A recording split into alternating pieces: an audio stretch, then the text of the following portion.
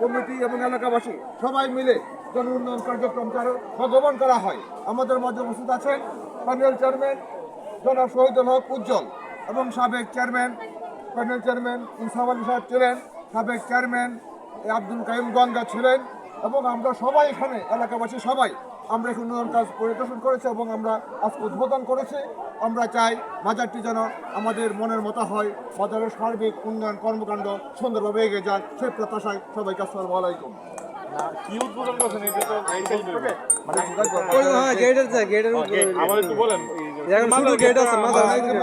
আমাদের যে সভাপতি বাজার কমিটির সভাপতি মসজিদ সভাপতি attorney general advocate Ashikuzzaman Nazrul এবং আমরা সবাই মিলে আমাদের চেয়ারম্যান জনাব মোহাম্মদ শহীদুল হক উজ্জ্বল সহ আমরা এই মাজারের নতুন গেট হবে, মাজারের চমৎকার একটা গেট হবে এবং টোটাল চতুর্পাশে বাউন্ডারি দেয়াল হবে এবং পুকুরের চতুর্পাশে পুকুরের গাট হবে এবং বেষ্টনী হবে।